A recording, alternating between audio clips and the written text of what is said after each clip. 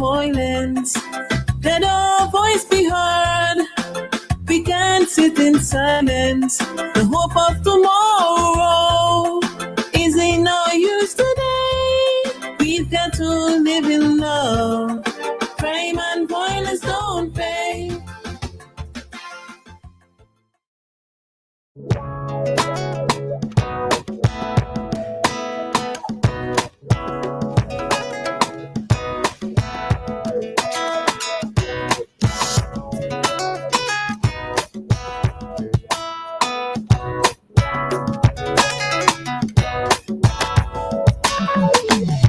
Good morning again to all of our listeners. We are now in our Cup Chat segment here on WEFM. This morning we are discussing the topic, Road Safety Week, safer roads, safer communities is shared responsibility. And in studio with us, we have three gentlemen. We have Mr. Parnell Brown, who is Assistant Superintendent of Police in the Traffic Branch, Mr. Dwight Rogers, Inspector of Police in the Traffic Branch, and Constable Kenville Huggins, who is also with the Traffic Department. Gentlemen, good morning to you. Good morning. Good morning. All right, so you're going to need to come forward to speak into the mic. All right. Okay. All right. So once again, good morning to you. How are you doing? Officer Brown, your face is looking so serious. All is well. Always serious. I noticed that, Don't make that deter you from approaching the gentleman. And then he bursts out in a smile. All right. So yes. Good morning to the listeners of 99.9. Those persons locally, those in the region and in diaspora. I'm happy to be here once again to enlighten you on matters pertaining to traffic and how you can make yourself safer while using our roads. All right, Huggins. Yes, good morning to everybody, to St. Vincent and the Grenadines and anybody around the world who is listening to this radio program. Pleasant morning. We are here under the theme Road Safety, Safer Road, Safer Community. It's a shared responsibility. So we are here to answer any questions that need answering. So that's the reason why we're here. And good morning to St. Vincent and the Grenadines and those in the diaspora. I'm Dwight Rogers, Inspector of Police, and I'm responsible for the daily operations at the police garage. So feel free, ask us any questions. Yeah. All right, then. So part of our topic, it says that road safety is a shared responsibility. Now, what could you explain that? Because what if somebody is saying, the police telling me that it's a shared responsibility? Isn't that your responsibility? How do I get into that? How do you, let's explain that. I don't know who. Now, law enforcement, the are persons who are charged with that responsibility of ensuring the laws of the lands are kept and citizens are kept within in that confines. Now, road safety form parts of that. And as a citizen, it's like you're responsible for taking care of your health. It is your responsibility to make sure that you're safe while traversing our roads. So while the law provides the opportunity for law enforcement officers to assist you, you have a responsibility of also taking care of yourself. For instance, you're walking along a particular road. You don't expect to be in the middle of the road where it is expected for vehicular traffic to drive, and so that you're protecting yourself. You have to walk, position yourself on the side of the road where your life will not be endangered. So along with law enforcement, it is the responsibility of the citizen to also ensure that they're safe in the environment in which they occupy. Oh. Yes, to add to that, the traffic department is department that tries to be in every community as possible. But there are times we won't be in certain community because we are limited, we have the limited resources. So we want the public to join with us as we say community, share responsibility. We want them to come to us freely in open arms, to bring any issues that is affecting them out there. Because if we are here in Kingston, it is impossible for all of us to be in each and every community out there. So share responsibility. We want persons to feel free to give us a call or talk to a friend in any issues that may be affecting them out there, so that we could look into such issues and try our best to resolve the problem. Okay, so when you say you try to be in, or you are in the communities, I think for most of us, when we have traffic department in St. Vincent and the Grenadines, it's in relation to things related to motor vehicles, right? In terms of like inspections, etc.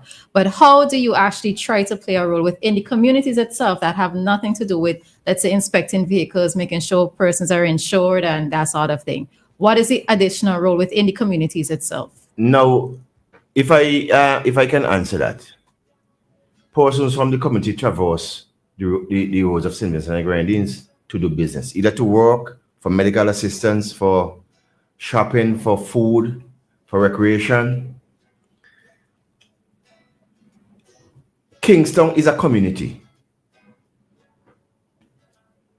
Annesville is a community. So when persons travel from one community to another, to either to business or for personal reasons, there will be experiences that you sometimes might not be okay with. Now you might be using the public service transportation system, for instance, and you, in the process of doing that, you are disgruntled in the way the operators of that public service transport treats you. Now you're from, let's say you're from Annesville or you're from Calico, and you believe that your right is being infringed upon. Instead of going back home to your family and say, boy, this experience with this van today was awful, report it to the police. And is it best to report it to their community police in terms of, okay, so I live in Clear Valley and I have an issue with a Clear Valley van. Should I report it to the Kittels police station? Who do I report it to? You can report it to the Kittels police station. Okay.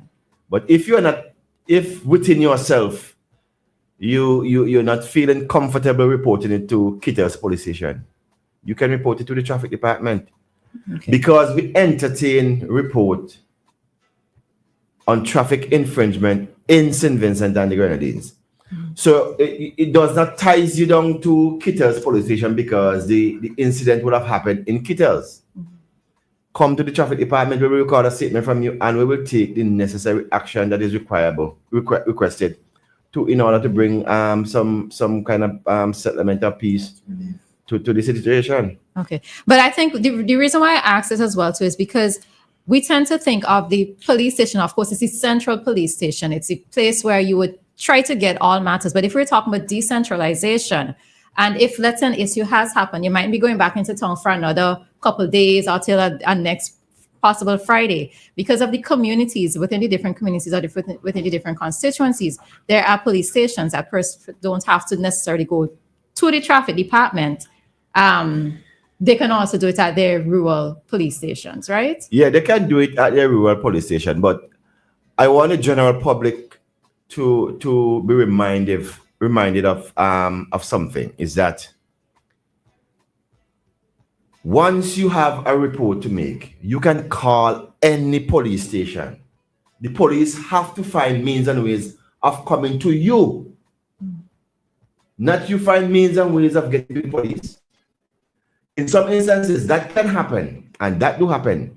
But if you call the police station and report a matter, the police is not supposed to tell you, miss, come to the station and go make a report. No. The police can take your information there and then and find means and ways of coming to you in order to investigate your concern. And that is the role of the police.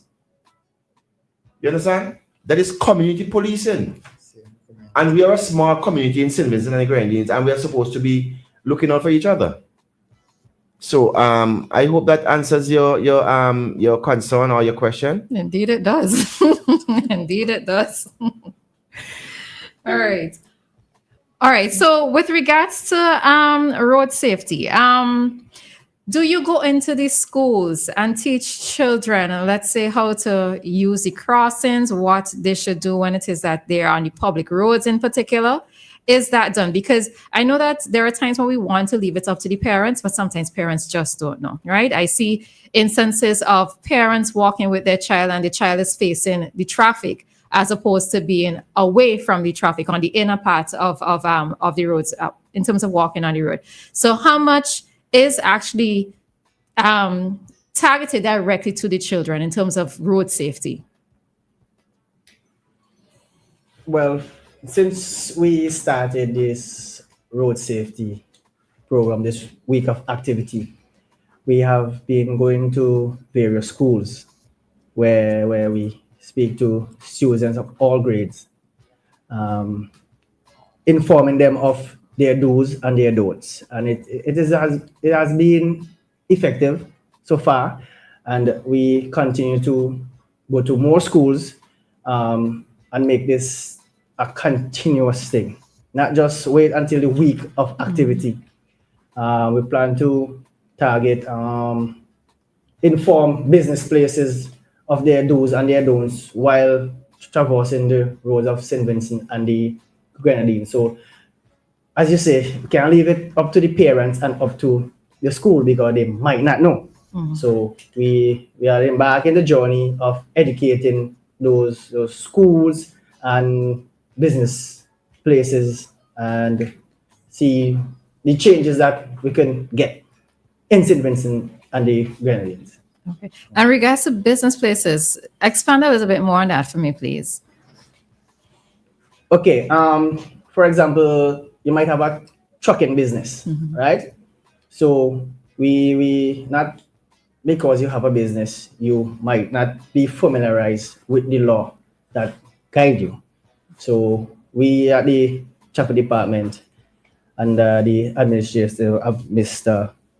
Brown, ASP Brown, we tend to target these big business houses, trying to inform them, as I say, of their do's and their don'ts to traverse the roads of St. Vincent and the So this would also include businesses that transport, let's say, have containers and so forth? Yes. Okay, can I ask how you're going to, for those persons who like truck drivers where they don't necessarily have an establishment, they just have that truck that goes around with them, are you planning to have like a meeting, a town hall meeting where you call them? You know, sometimes when you call people to meetings, they do not come. So how are you carrying out this exercise?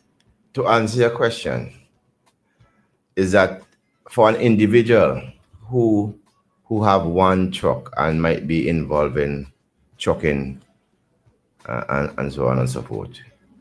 Sometimes what we do is that we do our traffic checks in order to reach them, because they are not in an organized body, as to say, our organization. We have to design means and ways of getting to them. Apart from our educational program, which we do on social media, we do checks.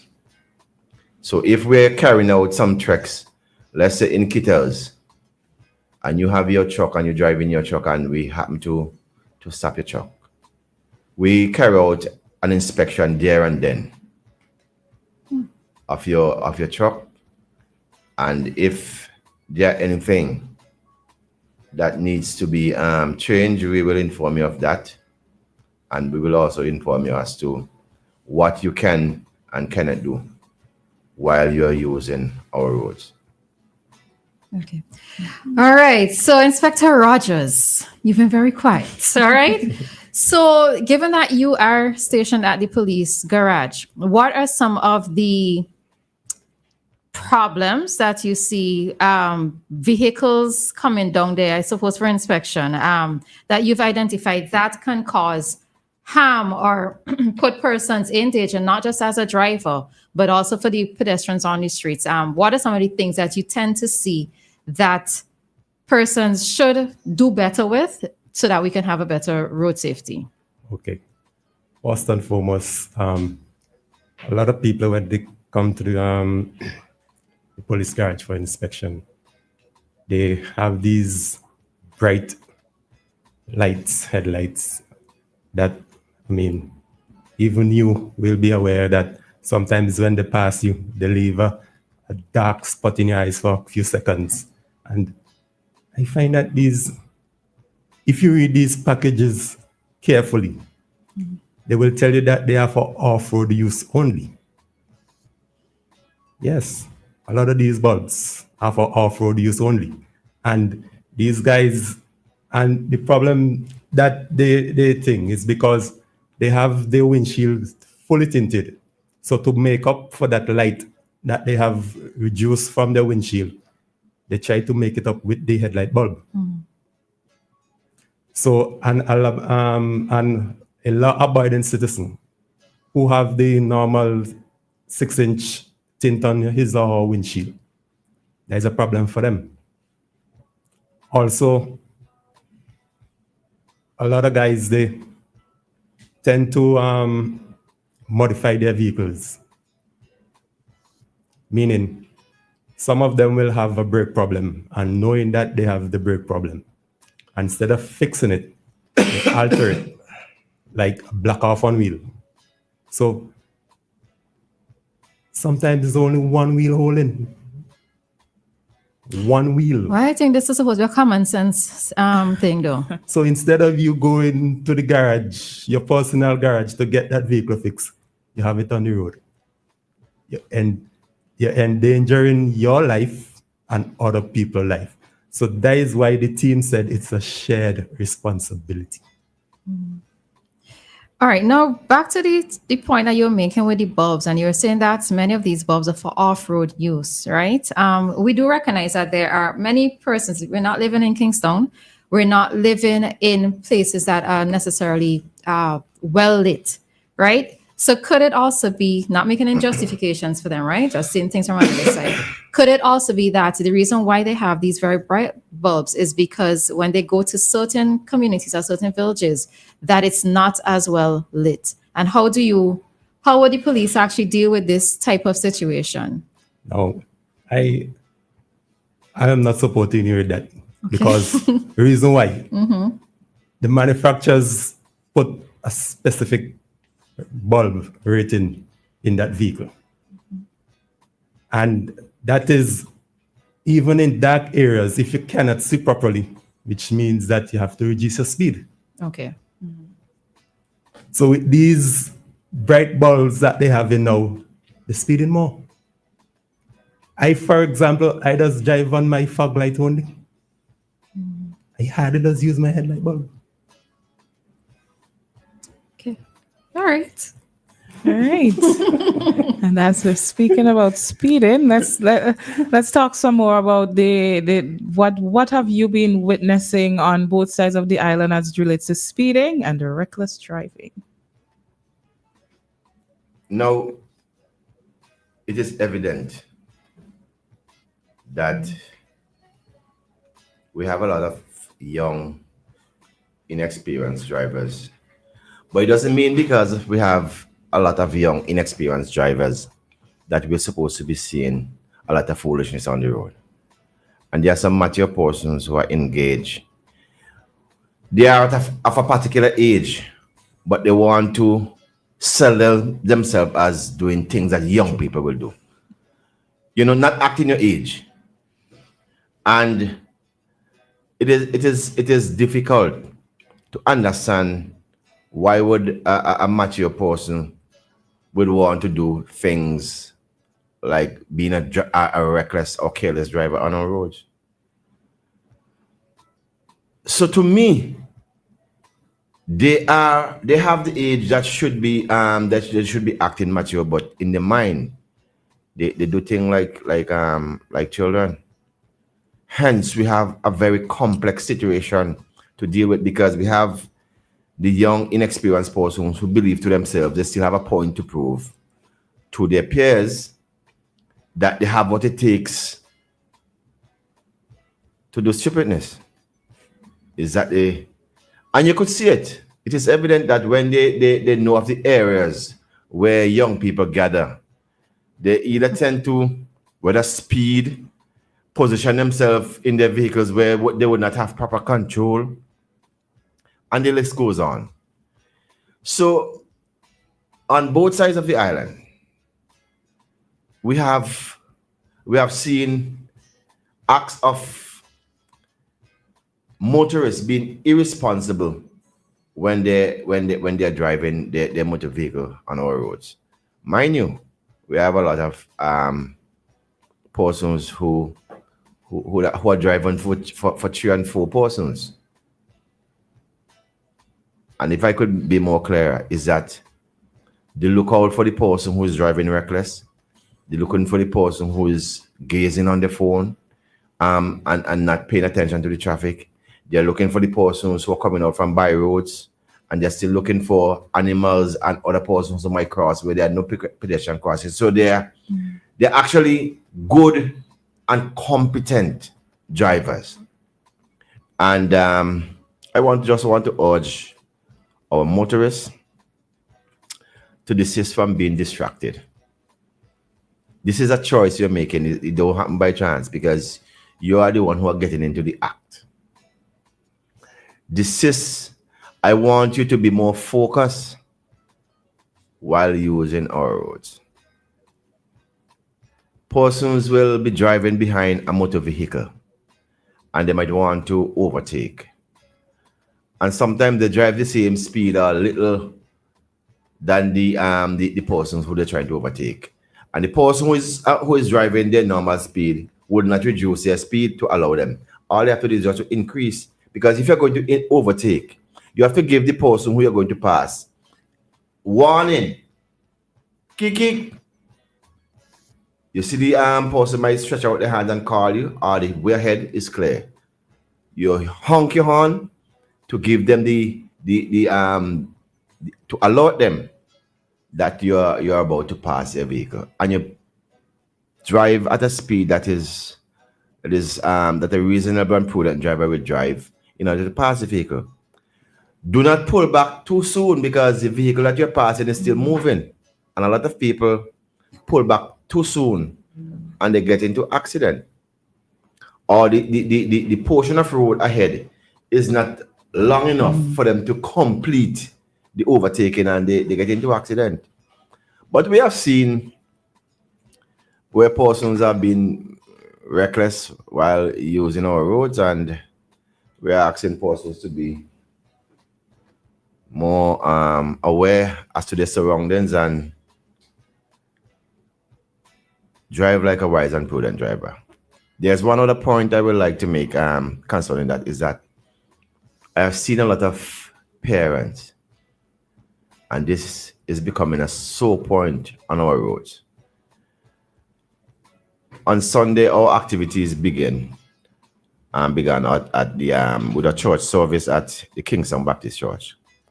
And while driving behind a motor vehicle coming from Cain Hill into Kingston, there was a child in the back seat on the left side of the vehicle, and the child head and hands were out of the vehicle from Cain Hill until we reached at KFC. I tried to get the attention of the driver, but I didn't get the attention until I got to KFC. When I got to KFC, I said, driver, you have the child out of the vehicle from Cain Hill. I was driving behind you.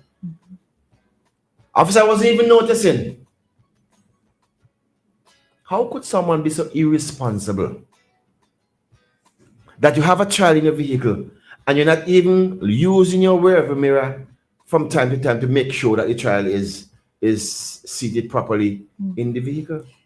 But not just that, did they even check, did The parent have on the seatbelt Yes, and the child didn't. the child didn't. Right. So I guess parents give their child the leeway. Once you're in their vehicle, man, you could do anything. You could get up and play. You could put your head out, and it is okay. So I mean, there are things that you can do to make yourself safer and your family safer. But I just want to urge persons to pay attention more to the road and desist from being careless or driving in a manner which is dangerous to the public. There's another point that you spoke about with the speeding or with overtaking. In terms of caution persons, that if you see that you are going to be overtaken, don't increase your speed, because that is another factor. You know, and I suppose we book common sense, but well, it really take persons with common sense. Now, if you're driving at a speed that you feel you're comfortable, why should you allow somebody who wants to pass you to put you off your game? You should not allow anybody. If they want to pass you, allow them to pass. Let them go ahead. But if you're comfortable at this pace and somebody is behind you and wants to overtake, allow them to overtake. But I have seen a lot of persons who would have done that. I could remember one morning I was coming down from the countryside where I reside. And when I got to the piece of stretch just before the entrance to the AIA, there was a vehicle that was moving quite slow. And I, being a competent and prudent driver, realized that he's not going at the pace that I want to go because I have to get to work and I have things to do. So I kick it. And from the time I kick it and reach up close to the vehicle, the driver mashed down. So I reduced my speed and I pull him back behind the vehicle. When he get past the gas station, he continued with his slow driving. So, sometimes people could be spiteful, but you cannot allow them to put you off your game. I think sometimes it's also an ego thing as well. Like you do not want to know that person passing, especially if it's a woman who's going to pass you. Yeah. Because I've experienced that. Okay. Yeah. So sometimes if you are driving and you are going at a pace that is comfortable to you and somebody wants to pass, allow them to pass. Okay. All right. So I think that we can pause here, take an ad break, and then come back to finish up our discussion. All right. So just a few minutes and we will be back. That could have been you. An accident that could have been avoided because your tires had almost no grip on the road. Safety is a factor that should never be overlooked when it comes to your car or whatever you drive. SVG Tire Sales and Services in Falls Avenue and in Arnisvale carries a wide selection of quality new tires to fit any car, truck, minibus, or SUV, so you can experience a comfortable and safe commute every time. We are agents for the world's most reliable brands on and off the road, including Kenda Tires, the king of the mountain, Cooper Tires, king of the road and track, Osto, the king of the outback, and High Fly, the king of the Asian highway. We also carry new tires for light or heavy duty trucks from MRF, High Fly, and Linglong. A reliable set of new tires keep you, your passengers, and your payload always in the safe lane. So when you need quality tires with reliability at 100%, choose SVG Tire Sales and Services in Kingstown, 457-1467, or in Arnisvale, 456-6444. SVG Tire Sales and Services. Performance and reliability proven when the rubber meets the road. St. Vincent and the Grenadines. It's a whole new world out there. Reaching new customers and getting products faster. That's what it's all about. Ocean freight rates are skyrocketing, so don't pay more for slower service. It's time to switch to faster, more reliable air cargo service with SkyMax Cargo. Up to 3 flights weekly to and from the USA, Puerto Rico, and the Caribbean islands. Providing excellent import, export, and e-commerce solutions to put you ahead ahead of the competition. For special low rates on small packages and air cargo, contact SkyMax today. 784-456-5400. Local agents SwiftPack Interprime Cargo. Call 784-456-5400 to book your shipments today.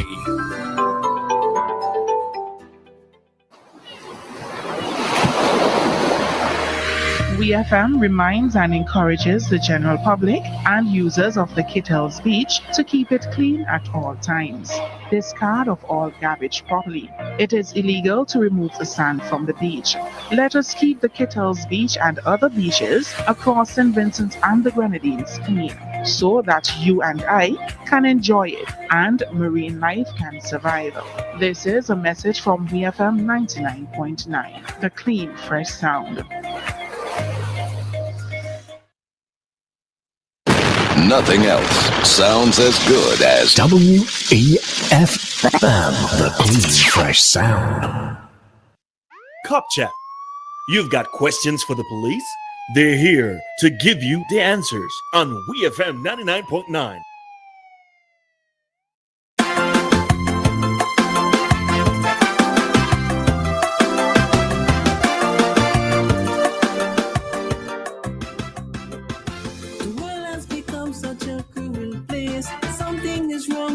Human race, preacher man say it's wonders and signs. We are living in the end of times. Where is the love we once used to know? Where is the kindness we used to show? The heart of man is so full of hate. Let's make a change before it's too late. Too much killing, too much blood spilling. Each and every morning, it's weeping and mourning. We've got to stop all the crimes, erase the violence, let our voice be heard. We can't sit in silence. The hope of tomorrow is in our use today. We've got to live in love. Crime and violence don't pay.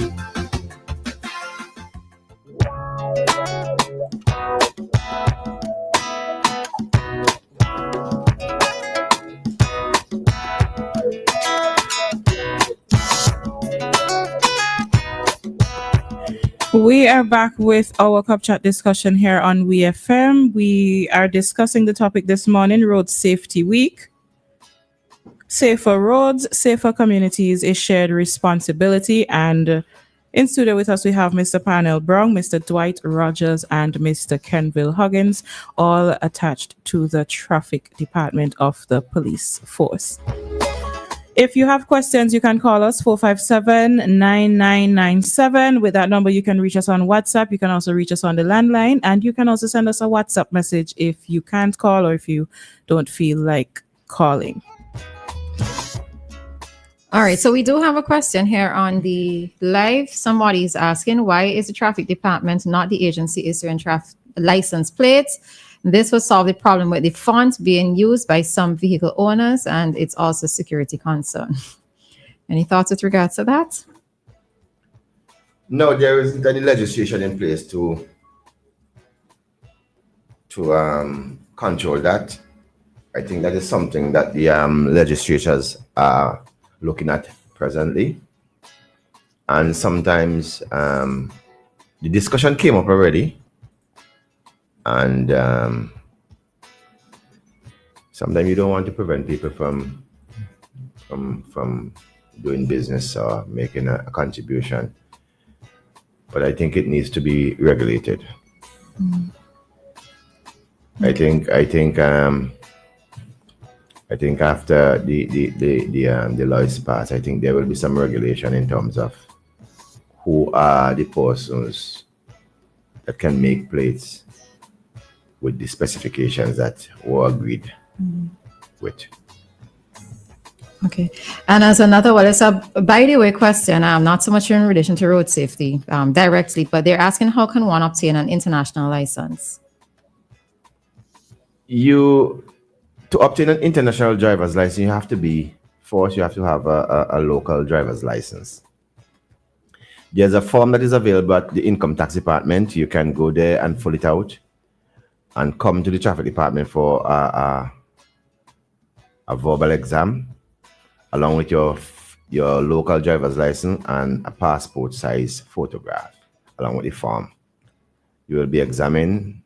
Some question will be asked of you, and if you are capable of answering them, you will have to return the form to the income tax department after it's been signed by the officer in charge of traffic. Okay. There you will go and pay the fine, and you will obtain an international driver's license. Okay. All right. So to continue with the discussion on road safety, okay, so we have a call. Hi, caller. Good morning. Good morning. I would like to ask a question, please. Is there a length of time among the hours a van driver can drive without taking the breaks? See, they are a public service vehicle. They also get tired. What time they have before they take a break? Someone could be driving 24 hours. So I would like to check if it's a regulation to say how long they can drive without taking a break. Thank you. Fair question. No, thank you.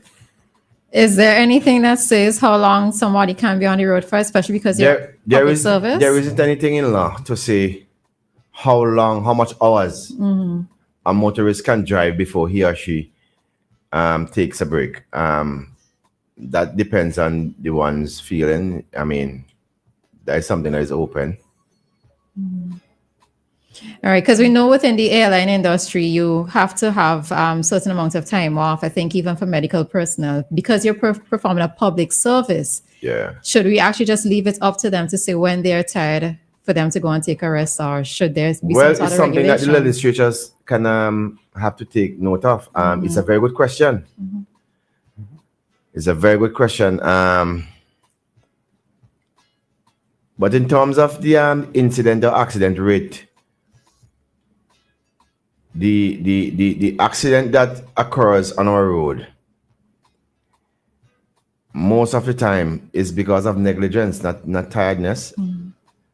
There are few accidents that occur because persons would have gone to a session and would have consumed and when you consume alcohol beverages, well, I would have heard persons say that because I do not engage in that activity. It brings a weight on you, and it makes your system not functioning like normal. So, but apart from that, there's part of the law which says that you should not be under the influence of drug or alcohol. So we have that part covered. But in terms of the amount of hours that person who is providing a service in driving a public service transport can drive, there isn't anything in law to prevent them from driving. And it's a very good question. It's something that we really need to take into consideration. Yep. All right. So there's a particular type of vehicle that we haven't spoken about yet, and that is the motorcycle and the bicycle. We're seeing a lot of cyclists on the road. Are they following the rules and regulations? Are you having any issues with them, or all is well in that area? Too much. Too much. Some of them are the architects of some of these accidents. And what amazed me is that the amount of young boys between age 9 and to 17, so between that age group, and they are in the stage where they should be properly supervised. But instead, boy, I don't know if the parents sometimes know where they are and what they're doing. And they will ride recklessly. Some of the bikes doesn't even have a warning device or the brake system. they just have the train and the wheels and the seat for you to sit on, and them guys ride recklessly, creating an atmosphere of fear amongst motorists and themselves. So I mean, it's problematic.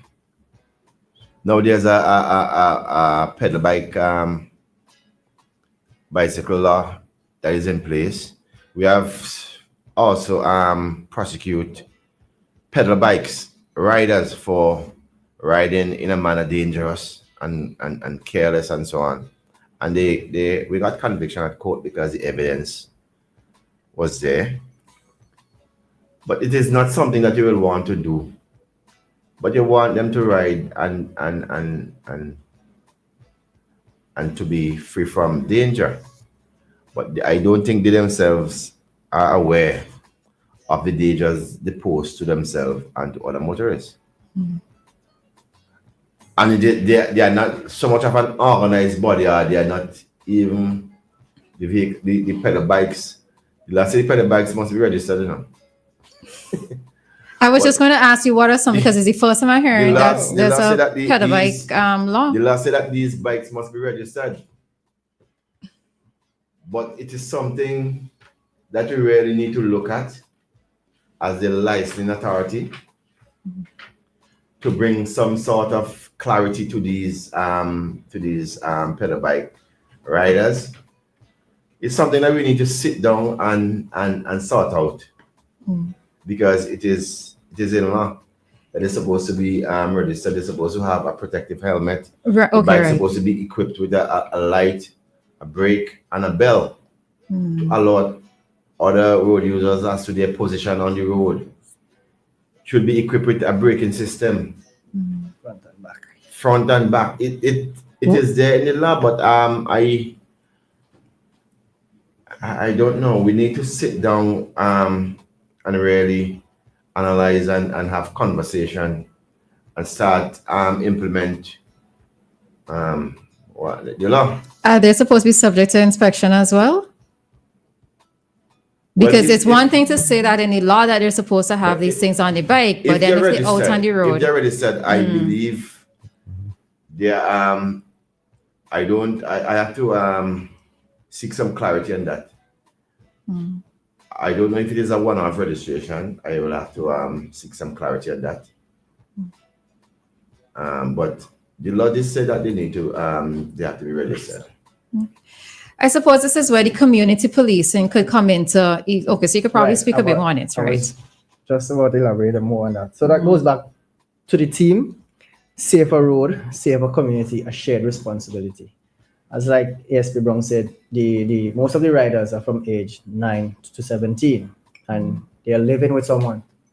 So shared responsibility. We need the parents or guardian to tell them that you need the brake, you need the helmets.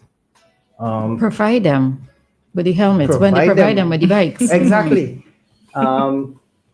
When you're riding in Kingston, don't ride on the sidewalk, because they themselves, the parents and guardian themselves, are being affected also too. Right. And as we say, we try our best to resolve this problem, and is like every day you're saying a new rider. And I said these persons are living with someone. So shared responsibility. The community need to come out and speak to these riders to also concerning the reckless riding and getting these bikes to their specifications. Yes. And the point that I was going to make with the community policing as well is that many of the riders come from communities, they come from villages. Some of them are passing the police stations. So this is where the police officers themselves, when they see them, just call them over, let me check this bike, let me make sure you have the helmet, etc., and, protective gear, etc. So yeah, it could also go back to the police officers within the communities. All right. All right, so to bring Rogers into the conversation, what are some of the challenges that you encounter at the police garage? Well, For starters, I just want to encourage people that when they come into the to have a motor vehicle inspection. We have a call, so right, so we finish up. All right, hi, Coach. Good morning. Good morning. I hear you all talking about bicycle and all kind of thing. I grew up when I know that bicycle and had a license plate in the back. They had a little license plate just like motor car. I think they need to go back to that so people know whose bicycle belongs to whom. Interesting. Okay, they know this, so learning. I don't know if the officer of them know that, but that they might be too young to know that bicycle used to have a license plate, a little license plate in the back. Okay. All right. Noted, Coach. Noted. Thank you. All right. All right. Yes, as I was saying that, just want to encourage vehicle owners that when they're coming for an inspection, please do a walk around of your vehicle. Check the vehicle first before you make that journey to the to atmosphere, because it doesn't really fits well that you come in and you know that this is defective or this is not working, because we're gonna send you back to get it sorted. Another thing is that after you've gotten your inspection, I mean, you would have replaced your LED bulbs. You would have replaced your blinky lights at the rear of your vehicle that you call the brake light. And you would have taken off all the window film from the front windshield and come and have all the things necessary for you to get the inspection certificate. But you're going to leave with the inspection certificate and go back home and put on all those things that would have failed you in the first place. Please, don't do it. Because we, the police, have the authority to stop you on the road and pull you off. And regarding inspection, I know many persons, so your plate number ending 6, it means that supposed to be done in June. Right. So what advice would you give to persons when it comes to the time for inspection, other than what you said before? Well, the society, we always tend to wait for the last minute to get things done. I mean, probably because we're waiting on that payday to make sure that we have enough money in our pocket. But you can come a month before to get your inspection. Instead of waiting until the last day when you have to come and meet 20, 25 people in line. Come early. Come a month before. Okay. All right. You had something? No? No. Okay, so I think this may be my final question. I'm noting that we are running out of time. We actually are out of time. But my final question, could you address what did you say, officer? I know this was me who was going to say this, you know. So can you address the parking situation in Kingstown? Could we speak to that? But I don't know if it's you that if the parking situation in Kingston. What it is? Everybody is abiding by the rules. Everybody is parking where they're supposed to park. No illegal parking. Well, of course you have illegal parking in Kingston. Every day we have to. What constitutes illegal parking, though? Well, if you want to know, no, don't tell me that. I'm going to find Lord hard way. I have to answer the question. No. Every day in Kingston, we have persons parking on the sidewalk. It is illegal. It is a criminal act.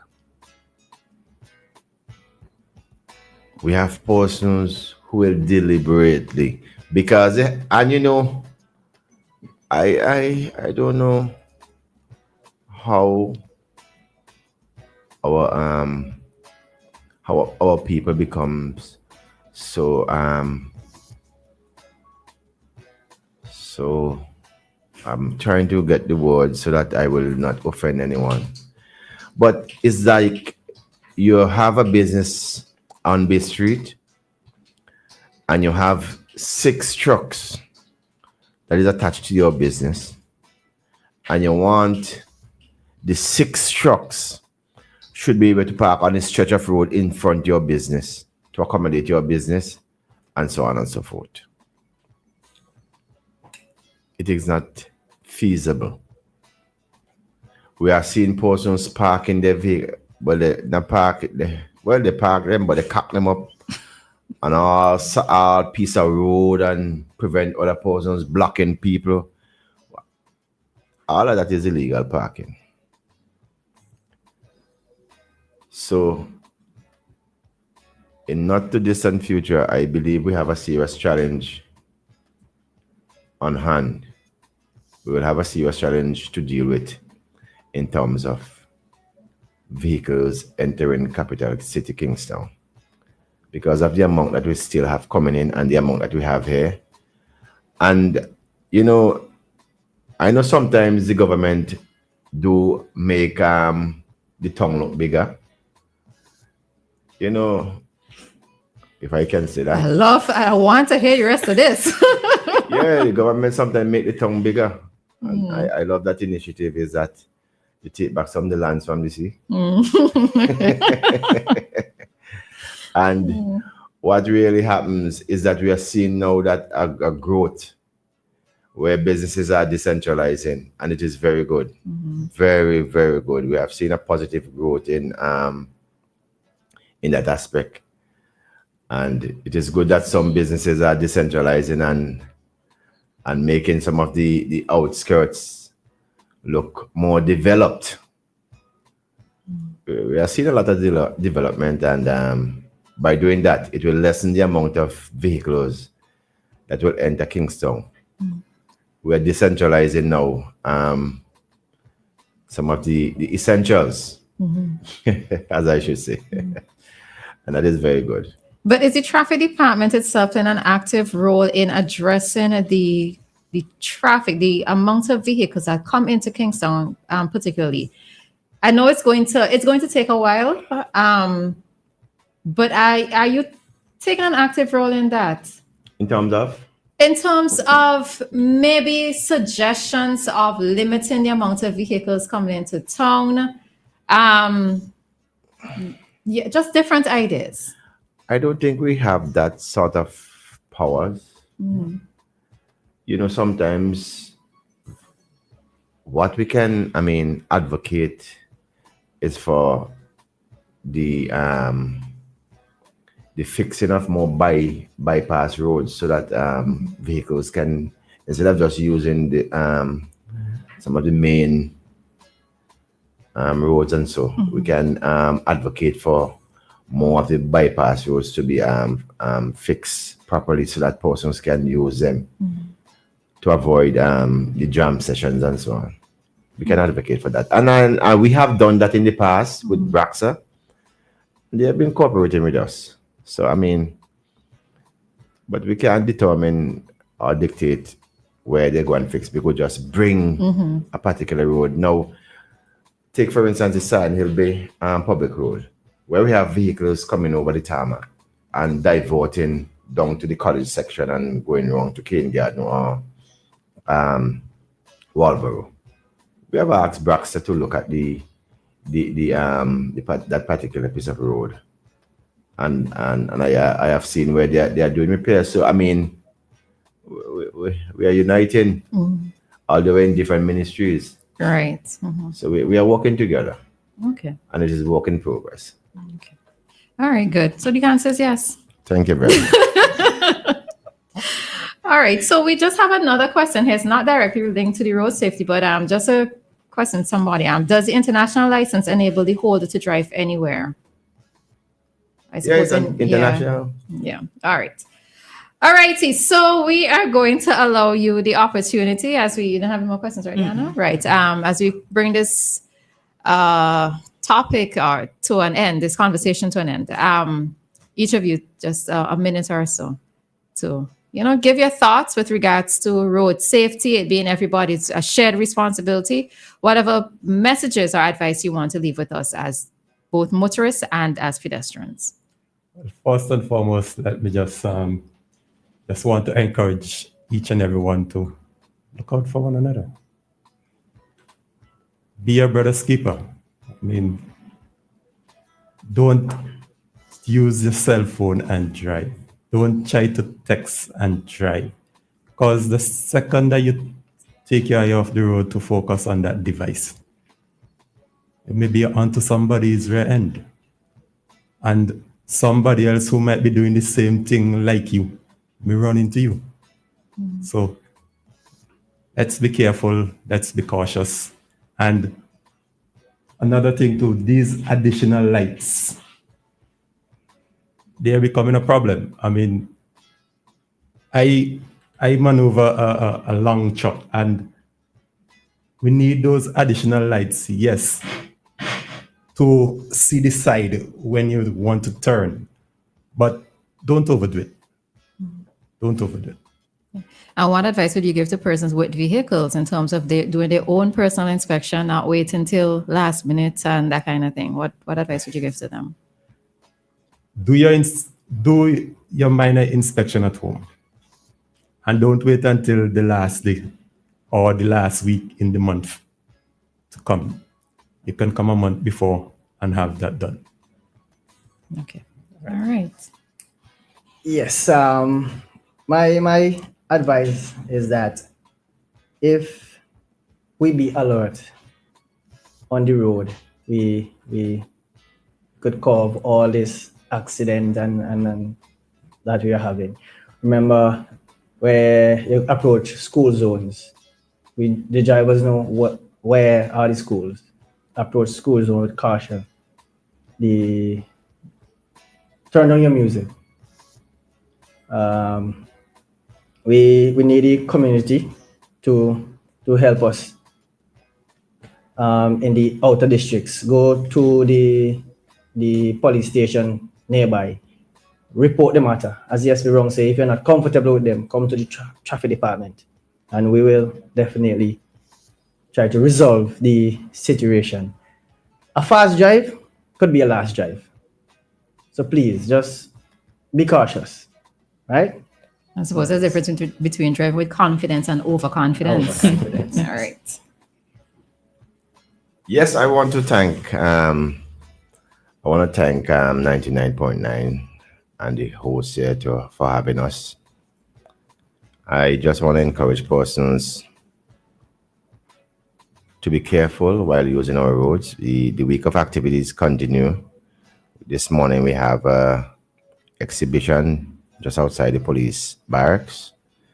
So you can pass there where different police officers will be there and to encourage you as to how you can make yourself safer while using our roads, whether you're a motorist, a pedestrian, regardless of what your status, you can pass and get some advice from the police. Also, on Friday, the 30th, we have our march and rally.